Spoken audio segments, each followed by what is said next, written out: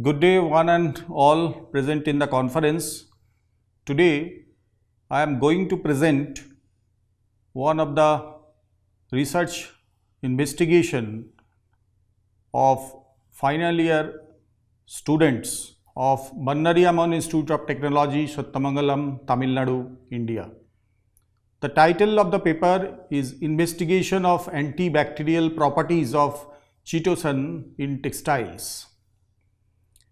Now, in this paper, we will try to see that application of chitosans on textiles.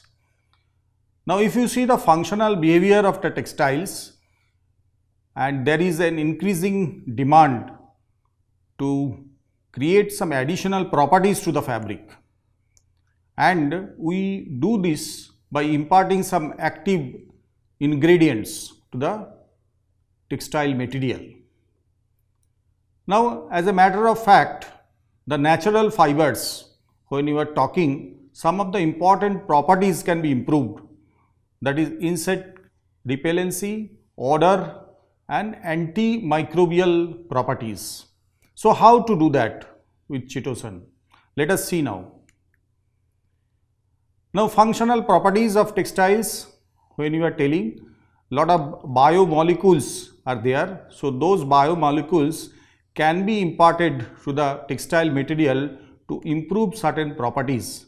So, chitosan is one of a very important biopolymer available in nature, and it is sustainable, biocompatible, less toxic and abundant polysaccharides after cellulose.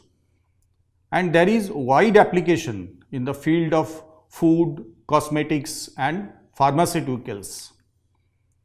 So, these are the shrimp as commonly known as, and chitosan can be produced out of that from this biomolecule.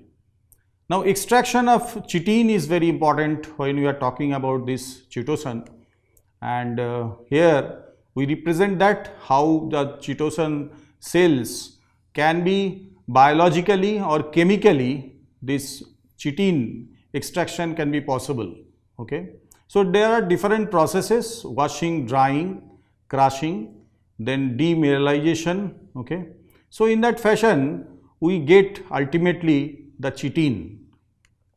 Now, there is another process which ought to be carried out, that is the deacetylation of chitosan from chitin. So, for that partial deacetylation, removal of the acetyl group and alkaline and enzymatic methods, those have been employed here. So, basic reason is to extract the chitin from some cells. Those are the crustaceans cells waste coming out from this chitosan, and there are enzymatic and alkaline method, and then deacetylation process, and after that we get that one way the deacetylation and another way we get deacetivation. So, that is the chitosan we are getting. Now, FTIR analysis, if you see that this is the FTIR diagram we are getting, and different bands we are getting at 3447 centimeter inwards, and we are getting the carbonyl group at 1477 centimeter inwards, and degree of deacetylation we are getting 1655 and 3450 centimeter inwards. So, this is the FTIR. Now, GCMS, gas chromatography mass spectroscopy, if you see in that, this is the chromatogram we have got from this chitin, and then we have received a lot of around 14 different compounds have been identified into that. Acrylonitrile is one of them. Then there is methylpyridazine. So, there are a lot of such chemicals which can be really analyzed through this GCMS analysis. Now, coming to the antibacterial activity of chitosan, Sek flux method, AATCC, TM100 methods are employed, and two bacteria that has been used, that is the A. aureus, that is a gram positive, and E. coli, that is a gram negative bacteria has been used, and for determination of antibacterial activity, Sek flux method and AATCC TM100 has been used in this process. Now, antibacterial activity of Chitosan has been determined, and there is high demand for this, and this kind of compound, if we apply, then it replaces the toxicity and it is biodegradable. So, this is a natural biomolecule. So, that is the important advantage of Chitosan and application on textiles. Now, importance is the effect of degree of deacetylations. So, this how the reduction of this A. aureus bacteria is that with the pad dye cure method has been employed, and degree of deacetylation, if we increase, then we can get the reduction of A. aureus bacteria. Then the molecular weight, if you see that when the molecular weight increases with this method, then reduction of this bacteria above 90% against E. coli, and reduction on A. aureus also around 90% into that when that molecular weight of Chitosan, okay, this has been increased into that.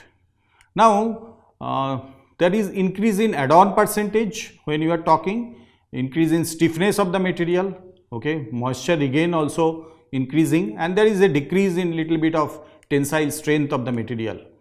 Now, when we are applying the citric acid in the pad dye cure method, there is a reduction again about almost 100% when treating with 7% of citric acid and 0.8% that weight of the bath Chitosan. And when you are talking about this tensile and tear strain retention of the fabric is there, is better here, 80% reduction of the bacteria after 20 laundering cycles, and wrinkle resistance properties also we have observed into that. And coming to the wool fabric also, you can see that when we apply to this pad dry cure technique, there also we can see that there is almost 100% reduction of gram positive bacteria A. aureus. Okay. So, even the deodorant activity, higher deodorant activity 30 to 40%, and relatively high laundering durability also we are getting. So, agar oil diffusion method has been employed into that, and we got the zone of inhibition, and this is the diagram of different disc diffusion method, and we are getting certain results of Chitosan 2%, 3%, then with glycerin, honey, and honey with glycerin. So, best result we are getting with 2% Chitosan, honey and glycerin combinations. So, that is the way actually this Chitosan, different percentage and different combination we are getting the zone of inhibition, okay, around 11.20 in this particular experiment. And there are other applications in the textiles also is there. It is also used as a binder, okay, and this is also used in the application of effluent treatment, because large amount of organic chemical those can be absorbed by this kind of Chitosan in the textiles. And there are different dye shades we can get it Chitosan in combination with different other compounds, okay.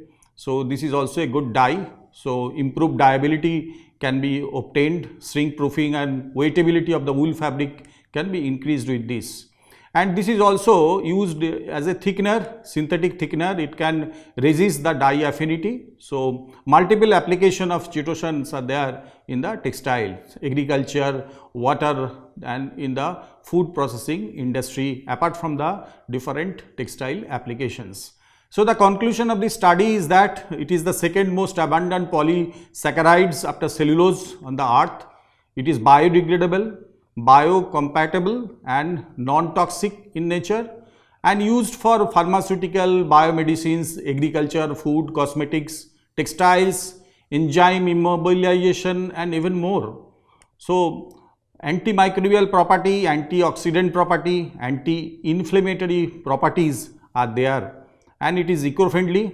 Now, crustacean cell wastes are still underutilized, okay. So, we have to use more and more of such kind of product which are naturally available and abundant in nature, so that you can effectively utilize their property as a biomolecule on different textile product. So, these are the different references which have been studied into that, and based on that this study was carried out in the Bannariyaman Institute of Technology, and our final year students were involved in this study. So, Thank you very much for listening to this presentation. Thank you all.